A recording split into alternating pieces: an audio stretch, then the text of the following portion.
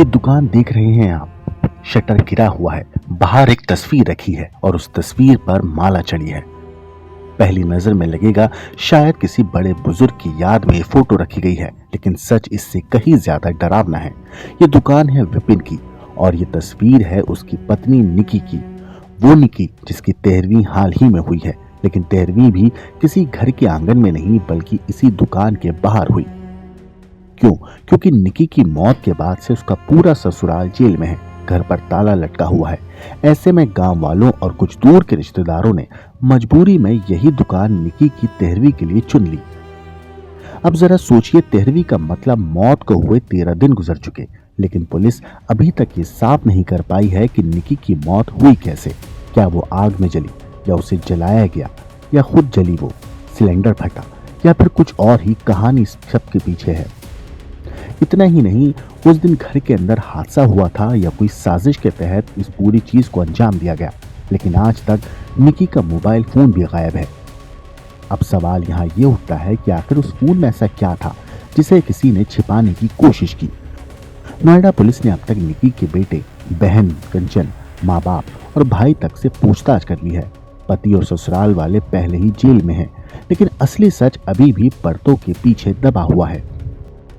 असल में शुरुआत में पुलिस के पास कई बयान सामने आए थे, कुछ तस्वीरें और ऑडियोज भी मिले थे और हर सबूत ने अलग अलग कहानी उस वक्त सुनाई।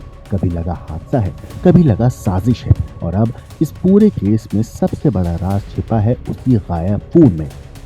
शायद उस फोन में ही निकी की मौत की गुत्थी का जवाब छिपा हो।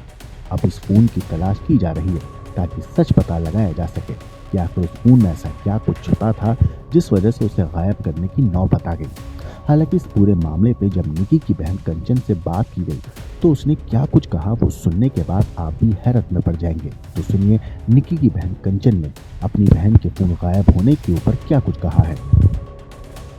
निक्की का मोबाइल कहाँ पे है और मोबाइल में क्या ऐसी विशेष है जिससे जांच सामने सही हो सकती है? निक्की का फ़ोन मुझे नहीं पता कहाँ पे है, क्योंकि मैं बेहोश हो गई थी। थोड़ा तेज बोलो। मुझे नहीं पता निक्की का फ़ोन कहाँ पर है, क्योंकि मैं बेहोश हो गई थी।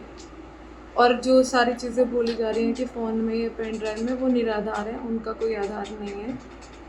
तो मेरे सभी मीडिया भाइयों से बस यही अपील है कि कृपया करके हमारा साथ दें। हमें निक्की के लिए न्याय चाहिए, आप हमारा साथ बनाए रखें। एक बात सामने आ रही है कि निक्की के पास पेन ड्राइव थी, उससे सारा राज खुल सकता है क्या? जी नहीं, ये सारी चीज़ें निराधार हैं, इनकी कोई वैल्यू नहीं है, क्योंकि आप क्या चीज़ उससे प्रूव कर लोगे। उसमें थोड़े बहुत स्क्रीनशॉट वगैरह होंगे, और अभी वो है या नहीं है, मिलेगी या नहीं मिलेगी, तो हम उसके बारे में कुछ नहीं बोल सकते। निक्की का फ़ोन कहाँ पर है? मैं उस समय बेहोश हो गई थी, तो मुझे नहीं पता निक्की का फ़ोन कहाँ पे है, कहाँ पे नहीं है। तो निक्की क्या पेन ड्राइव भी प्रयोग करती थी? जी नहीं, हमारे पास कोई लैपटॉप नहीं था, सिर्फ हम फ़ोन यूज़ करते थे। Bureau report.